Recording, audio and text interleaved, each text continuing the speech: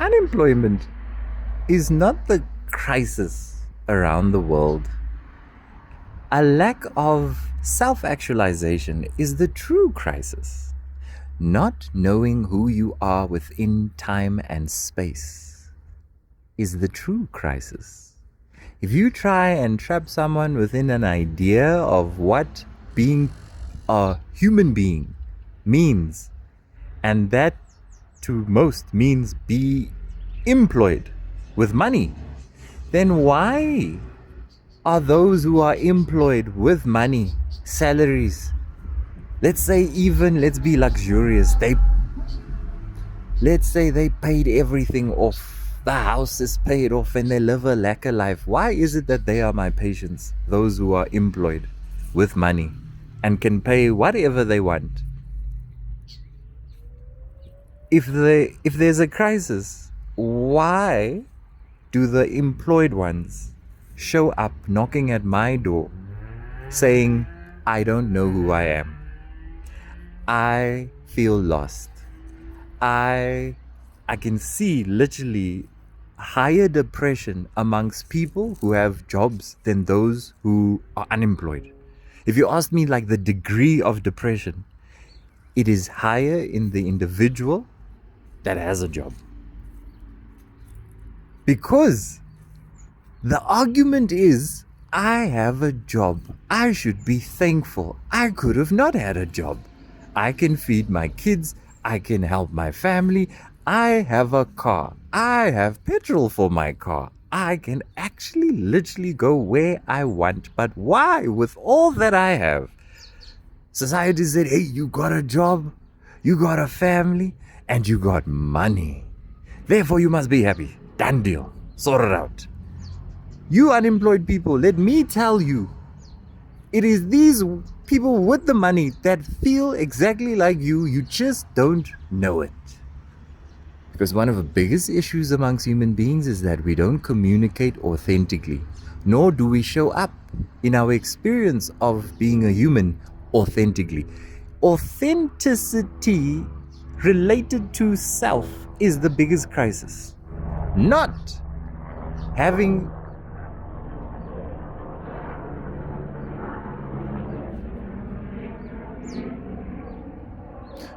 a job or having a job, getting paid, not getting paid. Either way, people are sick mentally, emotionally, psychologically. So then why are you jumping to a punishment you don't know is coming? And then when you don't have this thing that is making the punishment worse, it still feels like punishment if there's no money and there's no job. Isn't this now a human thing? Don't even go as far as to say, some of you, I must watch your thinking. Don't say, ooh, I want to leave my job and then go into my art. Or I want to be an artist. I want to be Grammy nominated. Hey, guys, the celebrities, they still here in my patient line. They are the most fragile when it comes to don't tell anyone I was here. Why would someone say something like that? Only something that is broken, something that is sick moves slowly and is that sensitive to be conscious of someone else's idea of how deep they feel lost, despite the argument saying, you have money, you have fame, everybody loves you, you have millions of followers.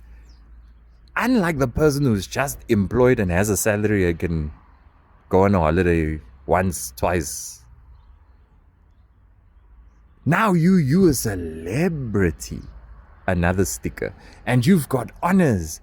And you've got all these physical things that identify with you, quote unquote.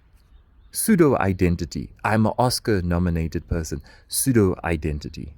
I am a Grammy-nominated person. Pseudo-identity. Go look how sick Will Smith is. Go look how sick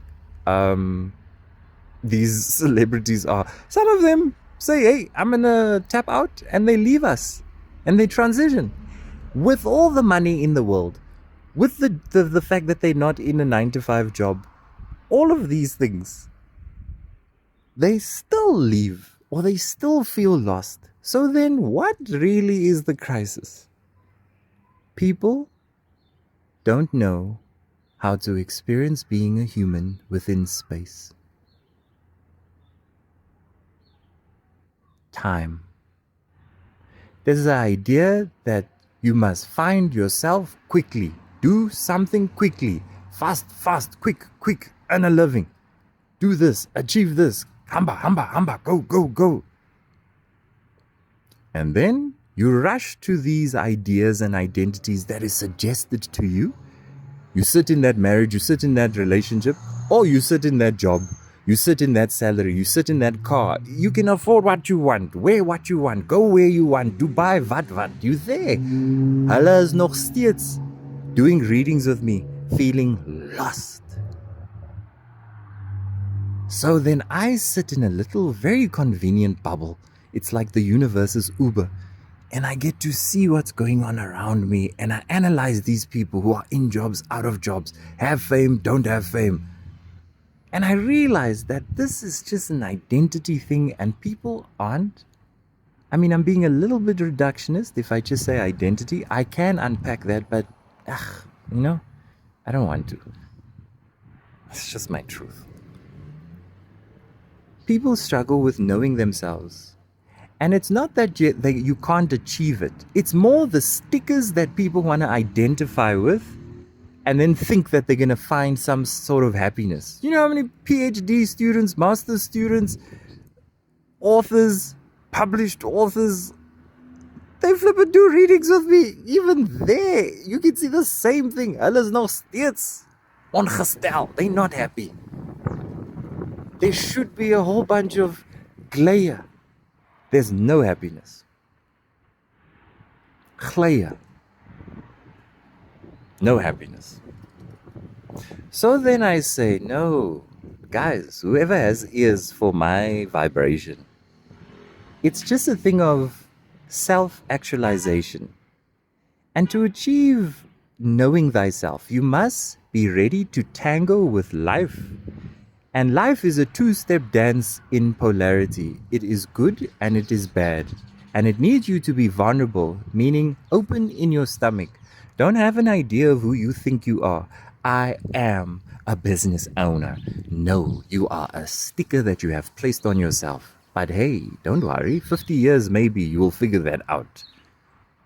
But if you live through the experiences of various things you are curious about, remember that humans by nature, if you look at our history, we are migratory. So to find thyself, you must move into the two-step dance of up and down, right and wrong, having, not having, feeling, not feeling, happiness and mourning. You must be able to dance through all of those polarities and find that middle point between how I react in good, how I react in bad, what have I learned now in retrospect. The Aquarius learn a lot in retrospect. Leos learn a lot in retrospect. Virgos learn a lot in retrospect. Those who have strong placements and strong energy of those vibes. This allows for a foundation of peace as opposed to saying I want to achieve happiness, because happiness is also still a polarity. You want to know who you are outside of unhappiness and happiness, with money, without money, with notoriety, no notoriety. You want to find that middle point. There is where you lie as a truth, because you must show up in space to find yourself, but you must be empty in your glass if you want to be fulfilled with your truth. Now you want to come with your stickers and say, I am this, I am that. Your glass must be empty. If you want to know who you are, you must be empty, which means vulnerability is a prerequisite to understanding the experience of purpose, not the singular one dimension of purpose. Then employment, having a job, money, no money, those things don't become the basis from which you move or act. The movement will come from the roots of who you are. They're by your epigenetics. Go check out Gabor Mate. He speaks about it in his book.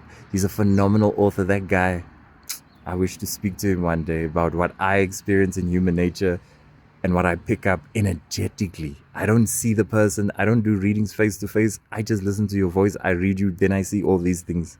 This is how I know what I know, because I've been reading from a place of energy, not a place of intention.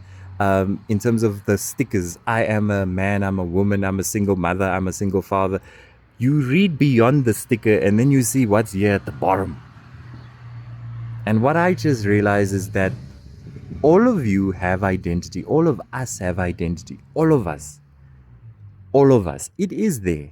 100%. For the fact that you are alive, there is a uniqueness about you.